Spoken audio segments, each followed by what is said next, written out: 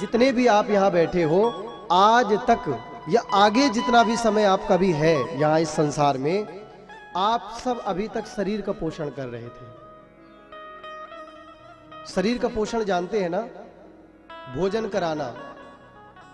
आप शरीर नहीं हो, ये बात याद रखना। अब मैं विस्तार से तो किसी दिन बताऊंगा, बहुत अच्छे से सुनाऊंगा कि आप शरीर हो या आत्मा हो, और शरीर हो तो क्यों हो और आत्मा हो तो क्यों हो। अंतिम योनि होती है 84 लाख में गौवंश की योनि। जब हम लोग 84 के चक्कर लगाते हैं तो अंतिम गाय, बिल्ली, भैंस, कुत्ता, कूकर, सूकर, सारी योनियों से जब हम निकल जाते हैं तो अंतिम योनि है गौवंश की योनि। एक बार बोलो, किसकी योनि? गौवंश में जब हमारा जन्म होता है, बछड़ा, गाय, बैल, तो इस वंश में जन्म लेते ही मानव कृतार्थ हो जाता है, सारे पाप उसके नष्ट हो जाते हैं। तब उसे एक बार मिलता है मानव तन। तभी तो कहते हैं, ओ पापी मन कर ले भजन, ओ पापी मन कर ले भजन, बाद में प्यारे पछताएगा,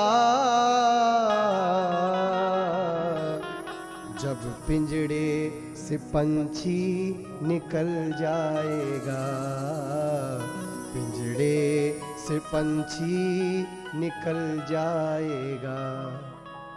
मानते हो?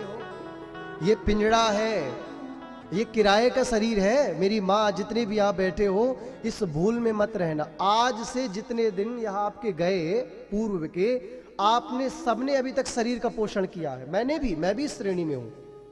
अभी तक हम सब शरीर का पोषण कर रहे थे, लेकिन आज हम आत्मा का पोषण करने बैठे हैं। अभी तक हम क्या कर रहे थे? शरीर का पोषण।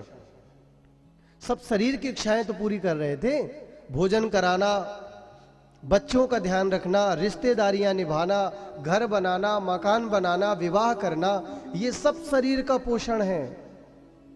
लेकिन ये जो किराए रूपी कमरा मिला है, इस कमरे को एक दिन हमें छोड़ करके भी जाना है। तो ये कथाएं, ये सत्संग, भगवान की चर्चा, इस किराए रूपी कमरे में कहीं आप अपनी बपौती ना समझ लो, इस बात का संकेत देती रहती है। प्रेम से कहो राधे राधे। बात समझ आई कि नहीं आई? ये भागवत, ये राम कथा, सत्संग, ये हमारे जो बाबूजी ने कराई है, अवस्थी जी ने, ये कथाएं केवल इस बात का संकेत कर रही हैं कि जो किराए रूपी कमरा, जो ये शरीर है, इसको अपनी बपौती ना मान बैठना। एक दिन छोड़ के जाना है। यहां सदा कौन रहा है? बताओ, कोई एक व्यक्ति हो जो कह दे कि मैं यहां जीवन भर रहूंगा, और कोई एक ऐसा बिरला मिल जाए भैया जो ये कह दे कि मेरे जाने के बाद ये मेरा साथी है। कोई नहीं कह सकता है। सब 4 दिनों की प्रीत जगत में 4 दिनों के नाते हैं, और पलकों के पर्दे गिरते ही सब रिश्ते मिट जाते हैं। सब 4 दिनों की प्रीति है। इस भागवत का नाम है अमर कथा। इसको सुनने के बाद व्यक्ति मरता नहीं है। बहुत सारी यहां माताएं बैठी हैं, अमर कथा कहेंगे किसे? अब प्रश्न उठेगा, अमर कथा क्या है? अमर कथा ये मतलब नहीं कि आपको शरीर नहीं त्यागना पड़ेगा। शरीर तो त्यागना पड़ेगा। छित जल पावक गगन समीरा, इन 5 तत्वों से मिलकर के आपका शरीर बना है। हमारी तरफ सब यहां देखो, 3 घंटा कोई इधर उधर मत देखो। आपका शरीर क्या इन्हीं 5 तत्वों से बना है? ये कोई छठवां तत्व इसमें लगाया गया है? बताओ मैया, 5 तत्व से ही बना है ना? छित जल पावक गगन समीरा, केवल इन 5 तत्वों से शरीर बना है। और ये 5 तत्व एक दिन तुमसे वही छीन लेगा जहां पर तुम जन्म लिए हो।